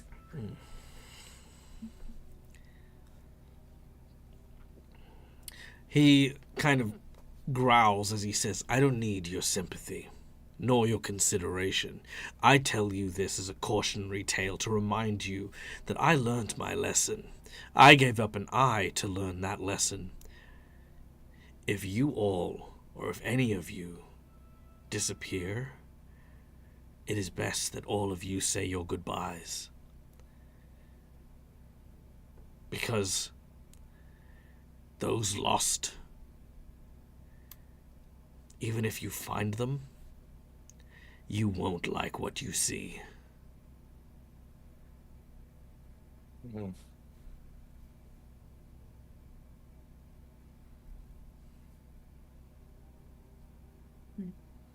Fair enough. We're going to say that this was during a campfire scene, so middle of the night kind of dealy there. Now, first night, are you guys using the Cowpat fire starters that the Bendevians gave you, or are you not? You are currently on the outskirts of Sarcoursis, so you don't necessarily need to. You have about a week's supply, so obviously you got to pick which nights you want to use them. Mm-hmm. Probably not the first night, just because. Well, actually, before realizing this, because Rungul is thinking to himself, if there's no tinder or even wood around, it might be hard to start a fire. There's a little bit of tinder. So like the bushes and stuff are very dry. I'm talking about when we're in the Sakura Scar. So Rungul is gonna look that way, and can I use that telepathy no range to see if there's any kind of plant life in the Sakura Scar at all? There is, but I want to reiterate, there are bushes. They are dried out bushes, like, around and stuff. Okay. But yeah, so you can sense you fires with them. Yeah, you can sense there are a few plants, but there's nothing big. Like there are no trees, for example. Okay. Yeah. Okay, so we could at least start bushes, like use bush as tinder and stuff. Bark, bark. David dog. Sakura Scar's already attacking. No, just kidding. All right, done. Just kidding. Well, I mean, if it's easy to find tinder in the Sakura Scar, then we could probably use some of these, at least one of these right now. I was going to ask, do we know roughly how long it's going to take us to get to, presumably the middle, which is where we're aiming for? It'll take you about 4 days to get to the middle. I think we hold off. Yeah. Yeah, I don't think we need it right now. In case we need it for anything else. Sure. Like so holding off on the first day, not a problem. Yeah. Okay. So, the first day you chill. You don't really use anything there. That night you are awoken very suddenly. Sakuichi is in the middle of the camp in what seems to be a trance. You can hear a commotion as their attendants are trying to wake her up. Sakuichi! Sakuichi! Do we have a medic? Is there a medic that we have? And, you know, again, these are just the voices you hear as they're frantically trying to talk to individuals.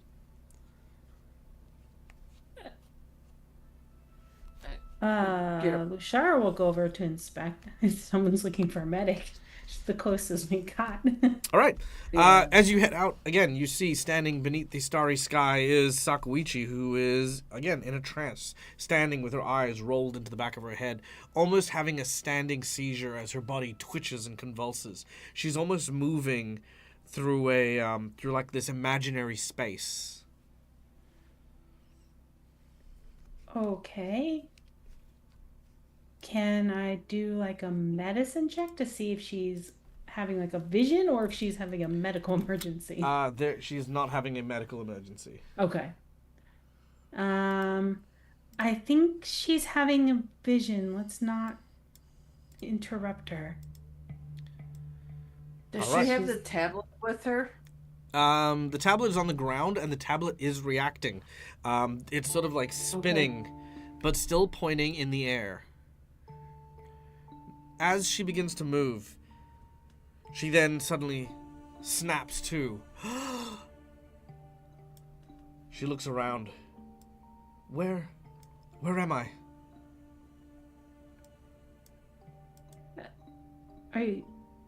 We're in psychosis, or we just entered. I Do you... had a dream. It was so vivid. Please describe it. Yeah. One moment. Okay, there we go. Ignore that. Actually, ignore it. That was just, next thing on the list. Yeah. Okay. In my dream, I stood alone in a clearing, among great pillars, stone monoliths, perhaps, or petrified trees. Before me, a hole opened in the ground, perfectly circular and impossibly deep, like a falling star in reverse. A divine being shot up out of the hole and floated before me so I could gaze upon it. It was a dazzling white bird surrounded by a whirlwind of snow. The bird raised its wings and swept them towards me, wrapping me. I thought, rhymed in ice, it was going to freeze me to death, but it was odd. It was almost impossibly warm on my skin. Above you, you all now hear this popping sound, a very loud, very audible one that thunders and cracks through the sky like the sound of someone hitting something with a wooden bat.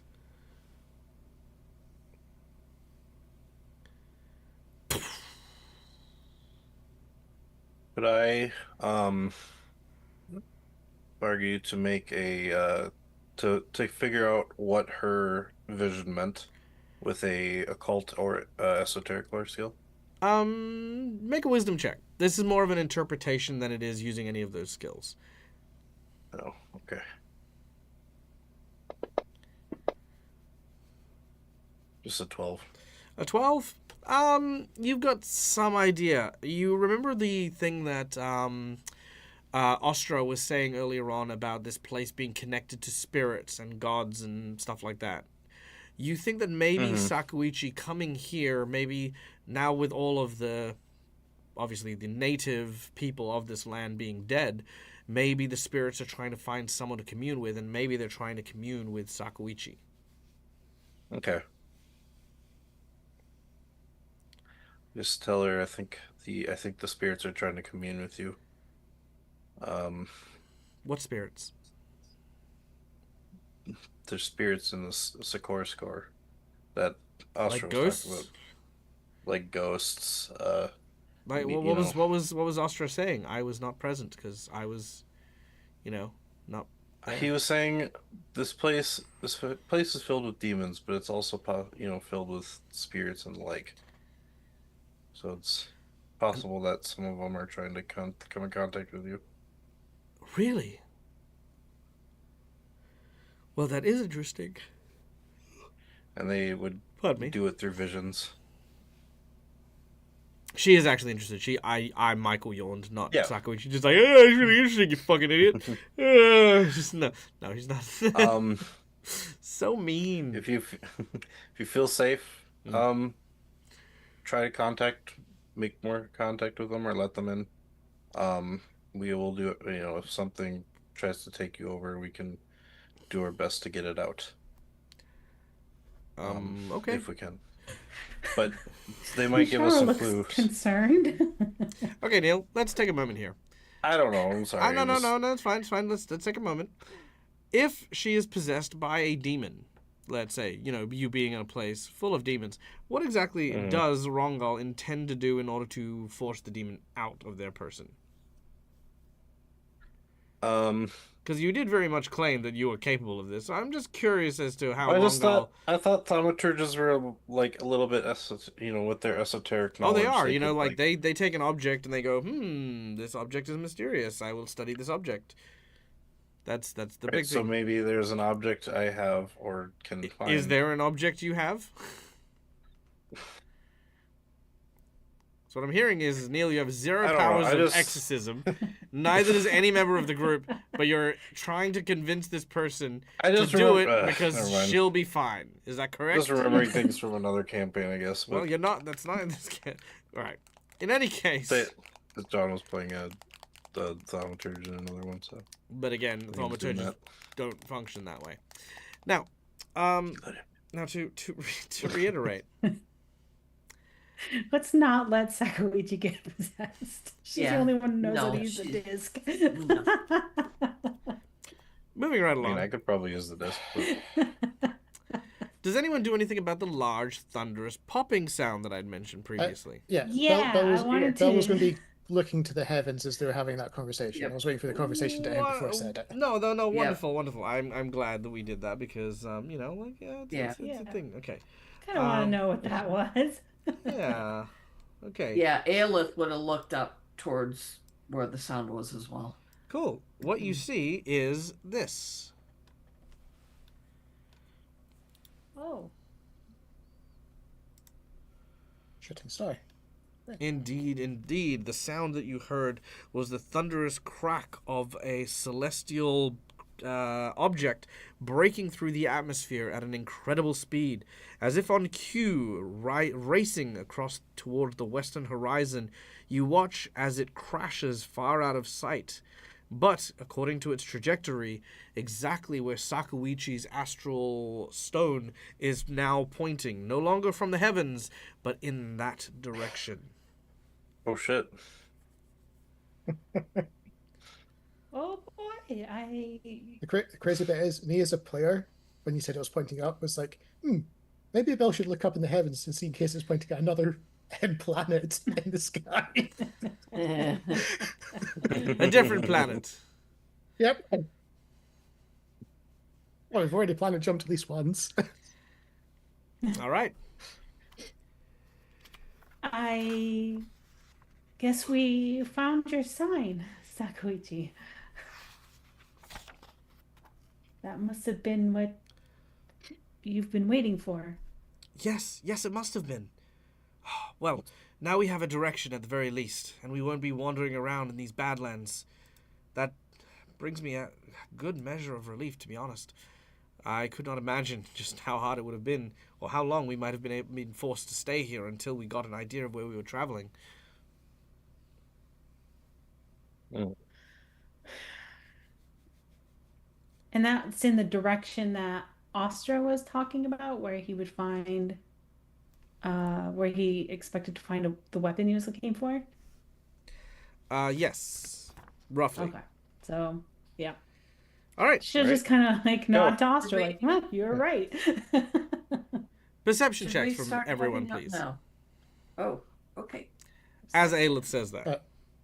Yes. I'm guessing Belle is not still deafened from the fight earlier. Oh, yeah, no, I guess not. And Magnus is not off guard either. Wow. Yeah, so I'm guessing that's technically a 26 from Belle. Yes. Okay. Laura is just not very perceptive today. So those of you who have succeeded the DC of 20 on the dot, which at the moment is Bilratar. Bilratar, You notice a shadowy figure stepping out from behind the wagon. It appears to be a person who is half human, half demon, in the sense of it looks like their body's been polluted or something. Who seems to be approaching Ace with a knife. Ace. Bell would shout out and then try to interpose. You Putting do up so his with shirt. ease. Make a athletics check.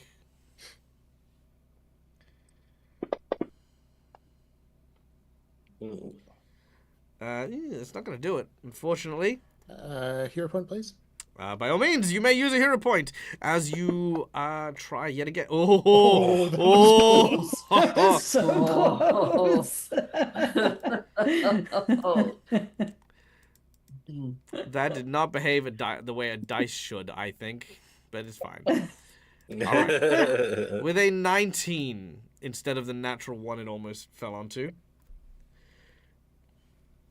As you basically I'm gonna say you've got your axe and you've basically used the momentum to kind of fulcrum him and pin both of his arms and his neck up against the wagon, holding him basically back. He drops the knife and begins to sort of speak in a language you don't understand, unless you speak Abyssal. Oh, Bell definitely does not. No. It sounds like a vulgar, almost like awful language of like it's just vitriol basically. But every now and then you could hear a common word. Please, hunger, you can see that there's fresh blood on the dagger, and there is blood over his hands and his teeth. Half of his teeth have actually basically fallen out as demonic teeth have grown in from his upper lip on one half of his body. One of his eyes has like this black sort of almost tendrily liquid flowing through it, and you can see these horns and like other pieces are pulling against his skin forcefully on one side of his body. This individual is being corrupted and mutated at a rapid pace. Oh. The other half of him, however, appears to be basically a Taldan human with, sort of green eyes. You can see that, he once had a beard, but most of his hair is falling out. You can see that there are scratches and claw marks over his face and over his body. And what looks to be the remnants of perhaps a Mendevian Crusader's armor is like what's left on his body.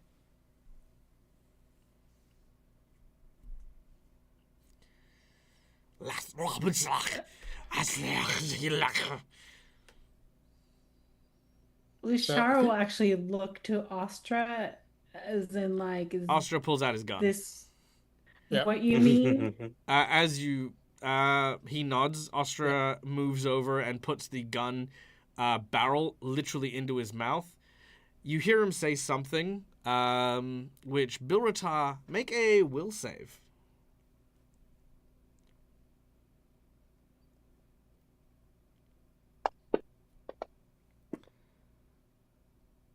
You don't need to do it, but you know that your body almost instinctively knows what Ostra is saying, as he is saying an ancient prayer for the dead, basically, before pulling the trigger.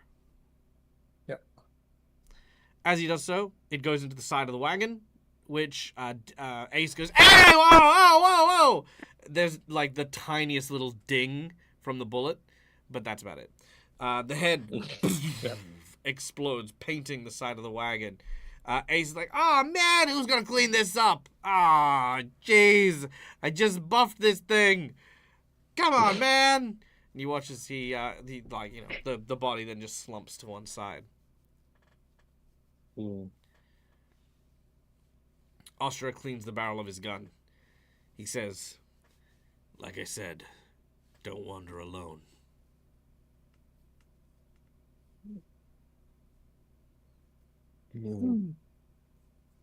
Can I just inspect the body to see if there's any like identification on him that we can collect and You find a severed human arm on his person. Not the same one that you guys are carrying, a different one. And it appears to have a Pathfinder Wayfinder clenched into it as hard as it can. So you may have that if you guys would like. Yeah, Pathfinder I'd like to Wayfinder, collect damn. it. Yep, you can have Pathfinder Wayfinder. It has a name on it, and, you know, obviously, if you want to return it and get a reward for that, you may. There is also several bits and pieces that have been gathered, scavenged, should I say, and one that is written in a handwriting you recognize, with a symbol you recognize. It is the symbol of the Riddleson house. That is to be Edward Riddleson. Oh. This is a letter covered in, like, stained in blood. Oh, that's concerning. Well, I'm going to read the letter if I can, if it's legible still. It is barely legible, but you can make certain things out. First of all, let's very surreptitiously. No, these are items. I want images. Thank you. Edward Riddleson. This guy. Oh. All right. Yeah, he was the guy who Hired us started this all. Hmm. Yeah. Mm-hmm. All right. The letter reads, Gatewalkers, may this missive find you well. It has come to my attention that you have recently arrived in the lands of Mendev, taking the long way home, it seems. No matter. I trust that your business shall inevitably see you returning with what you have learned from your time in Seven Arches. I've also learned that you have some interesting new companions, including a young seer woman who bears the same mark of the Gatewalker as we all do. This is something you did not know. Continue to travel with her and help her complete her quest however you can. I have little doubt that the seer will ultimately be useful to our investigation into the meaning of the missing moments we all suffer.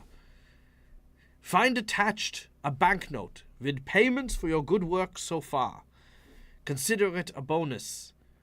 Once you have finished helping the seer, come back and visit me at my estate in Lepestadt for a full report.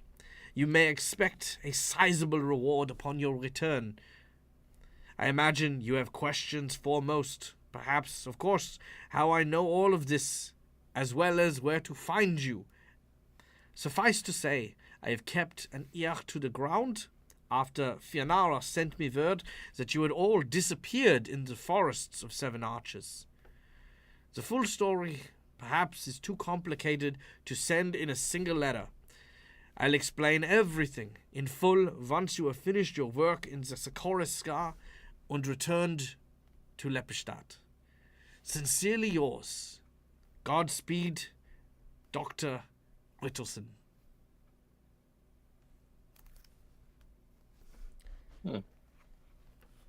Shara will share the information with the others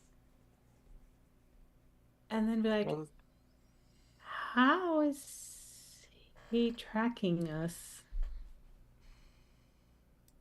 Well, he sounds nice.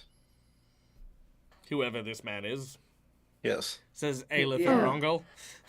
Yep. Oh, yes. Yeah. Oh, I'm so sorry.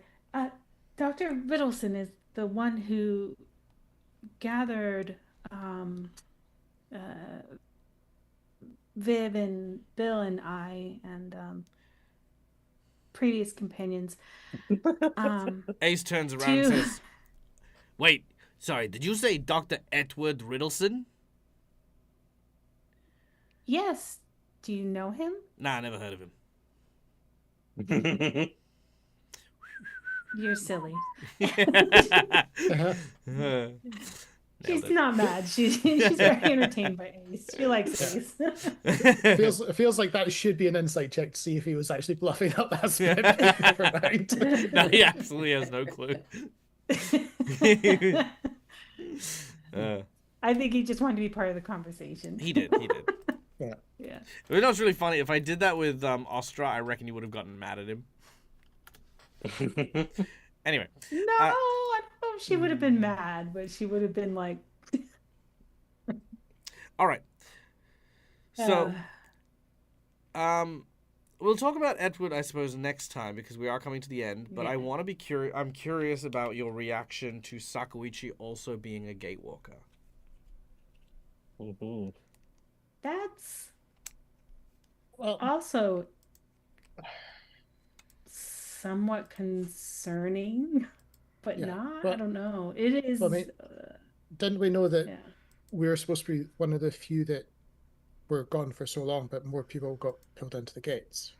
They just didn't. Oh yeah. There are other Gatewalkers. You definitely know that. Yeah. But you did not know Sakuichi was one. Yeah. Did we tell her we were Gatewalkers? I can't recall. No. But she has definitely seen some of the tattoos for you guys. Especially when you've met the new guys in particular, you guys did have that moment of, aha, I have the thing. And Sakuichi never brought that up. Interesting. I also feel, didn't she semi-communicate that that's why she was pulling us back as part of the transit? I thought that came up then. I don't remember. She kind of knew. She didn't know that you guys were Gatewalkers, but again, like I said, you guys hadn't known. Which not only brings question that, but also, like, the fact that Edward knew about it. Yeah. Well, the fact that Edward knows where we are, where we've been, is well, keeping in mind, he never... Well, keeping in mind, he didn't mention anything about Castrovel. It seems like he didn't know what happened to you guys in Castrovel. Yeah, but equally, he was also well placed enough to find us, but to kick everything off, which implies he's got some way of working out who's a Gatewalker to begin with. So yeah, I mean, he knows that where we are and where we're going, even though and he's been researching them. Communicate that. Yeah. Interesting. Yes, we have questions for Sakuichi, like, why didn't you tell us? Oh, yeah. Most definitely. Yeah. Well, go on. Just... What's your reaction? First reactions. What do you do? Do you approach her angrily? Do you kick her in the face and be like, bitch, what the fuck? I pull her hair. No. We just... show her the letter, honestly, and say, ask her what's going on. Why didn't you tell us? She said, well, first of all, she says, I am not sure who this Edward Riddleson is. From the sounds of it, he is a very well-informed gentleman. I can't explain because I have no knowledge of how this mark came to my body.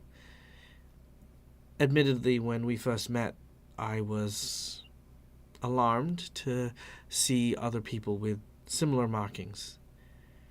I wasn't sure as to what it meant, only that it was another sign that we were supposed to travel together.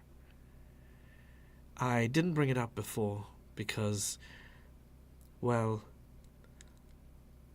to be perfectly candid, all of you are so troubled by the memories that you have lost. And I don't see any of you having spoken of how you are all connected through the mark. You talk about your differences. You, at times, seem quite critical of one another. You don't seem, in many ways, to want to travel in the company you have. It seemed that resentment may be directed towards me if I had possibly revealed myself to be of a similar origin. I guess I was afraid that you might reject me if you found out I was like, well, all of you.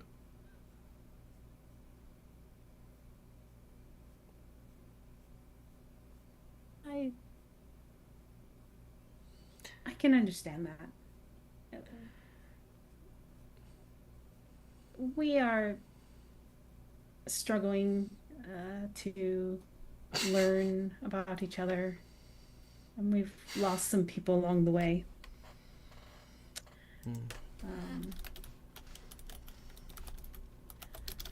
I think we don't know what connects us aside from the mark, and that we all want to find out what happened and why. I think we all have our own goals, and they all align. Yeah. So we're working together as best we can.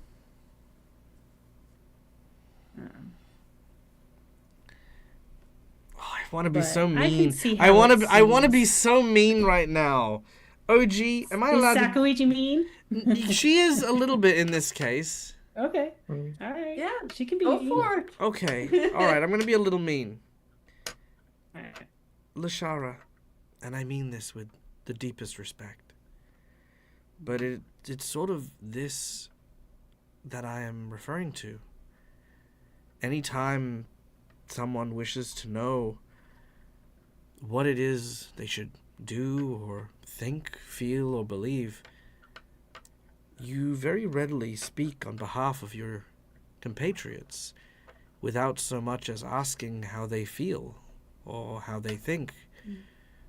I barely recall the last time I heard Aelith express themselves beyond their immediate danger for the weeks that we have been traveling, and Rongal, though at times may speak in riddles and tongues, has never fully been asked about those feelings and his struggles to adapt to the world that he has not known.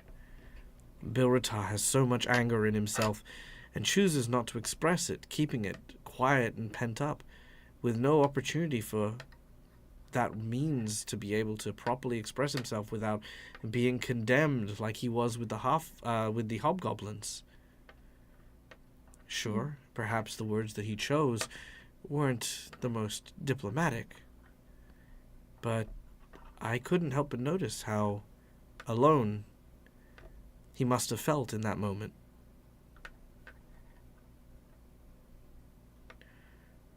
He's still a fucking idiot. And then there's that. Whatever. There's him.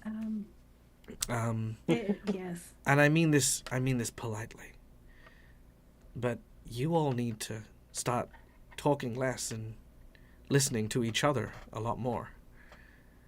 If we are all on this journey, then we need to know far more than how hard each of us can swing our weapons, or how dangerous a situation is, or how best to avoid the obstacles that lie in our wake. We need to come together. You see the symbol of the Gatewalkers as a mark that binds you. I see it as a mark that brought destined people together. You are all chosen. You are all meant to be here, and I believe that. I believe that with everything I have, and I know that you each can make each other better.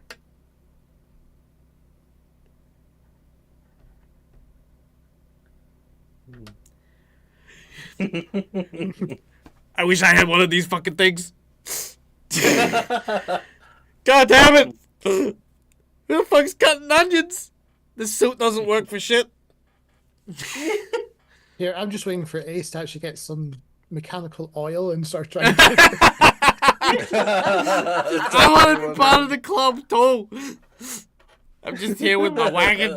Son of a bitch. And it is it is on these very, very sincere and touching words that we will end today's session. I hope that you guys had a good time. Also, above table, I just want to say thank you everyone for that little scene at the end. Yes, Sakuichi does want to bring you guys together. No, there is no insidious plot that is happening behind the scenes in terms of her like, aha, but I'm evil. No. I can promise you now, as a GM above table, she is a good character, and she means the best. But there's that's whole thing. What was I gonna say? I was gonna say something else. Also, by the way, the whole thing with Pamak that happened today. Thank you to our donator who donated early on when you rescued Pamak, the $100 secret menu item from that was actually tied to what has happened today. Ooh. So that is still part of the adventure, and for who donated, just so you guys know, it's probably Steve. But for those of you who know, it's still active. It's still part of everything that's happening and stuff like that. And there's still more to come in regards to Pamak the Green and much more. So yeah, I hope you guys enjoyed that. I hope you guys will enjoy more of what that story becomes as it evolves. So yeah. So thank you. Ooh, I have a message. Hello. Steve asks privately in chat, which of course I'm going to answer publicly because why the fuck not? He says, I have to know whether or not that was me or actually part of the story. Either way, it was brilliant. I mean, now it's part of the story, but I'm wondering about the source. The stuff that we're talking about privately, all of that is just me. I have created everything involving Pamak, involving the dream sequence with Rongol. I created all of that, plus the all the dialogue and stuff with Sakuichi. I created that one as well. So yeah. Most of today was pretty much ad-libbed by me. The only thing I had scripted, according to the book, was there was a script here for the dream sequence. So basically this little chunk about that big here that says I had a dream, yada yada yada yada yada. And then this area here, nope, 1 second. Oh yeah, no, here. And then that area there, which is like this big, was about the meteorite flying from the sky. And then this little yellow bit here, that was the letter from Dr. Riddleson. So that was pretty much all I used in today's session. Everything else from beginning to end, all the encounters in the middle, Ostra, everything, all improv. Everything was made for you guys. So there you go. Nice. Because I care about you guys, and despite and I mean this in like because I know my strengths and I know my weaknesses. I know I've got a shit memory when it comes to a lot of stuff, and I rely so heavily on my players to help fill in a ton of the blanks. But I guarantee you, the reason why a lot of that happens is entirely because I create so much custom material for you guys, like even during the week, that it does mix in my head between all the different games I run, and I realized I don't need to keep all of that by myself, and there's some stuff that does just throw away in my head, which is why I rely on my players to be like, hey, look, did you keep notes? Because I really love to know, like if you asked me what was the name of the second girlfriend that met Cookie's character in Pray for Death, I could tell you that it was Liliana. And the only reason I know it's Liliana is because I know Helena was such a big thing for several episodes. But you ask me that in like 3 weeks, I'll have no idea who it was. But if Cookie tells me it was Francine, guess what? It'll be Francine, because the name doesn't matter. You know the story, you have the thing. And that's kind of how I run things as best I can. So yeah, tons of my actual game is improv. Very little is just read off the book. I hate reading off the book. So yeah. Okay. Cookie, $50 donation. That is literally for you. That was so awesome and deserved a tangible reward. That's really fucking touching. Thank you so much. I'm gonna pay this forward. I'm gonna pay this forward next week. And what I'm gonna do is I'm gonna do a D20 roll. I'm gonna do a D20 roll, and Schoolia, can we mark this down? And what I want to do is I want to make a list of the people who are here next week of people who have not donated to the stream before. That is to say, who does not donate to the stream regularly. And I want to give that $50 as credit to someone who doesn't normally donate to the stream, who doesn't normally get to do all the cool, like, stuff. And I'm going to give it to them to decide what they want to do with the $50. I want to do that because I want to give that experience to someone who doesn't usually get to experience that. So thank you so much, Cookie. That's what I'm going to choose to do with it. So, you know, like, there you go. And I think that's going to be a lot of fun. And I think someone's going to really, really have a good time. So yeah, awesome. So, yes. And don't be sad if we don't have anyone who joins up next week with someone who, you know, hasn't donated and stuff. I'm just hoping there is. We're going to pay it forward until we find someone. That's basically it. So, so cool. All right.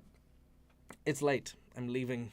I'm saying farewell. I have, speaking of Cookie, I'm getting to see Cookie, of course, in a few hours for our next campaign, which, of course, is Curse of the Crimson Throne. So, guys, if you have not yet done so, give us a follow, give us a like, give us a subscription if you like to. Go hang out with us on Discord.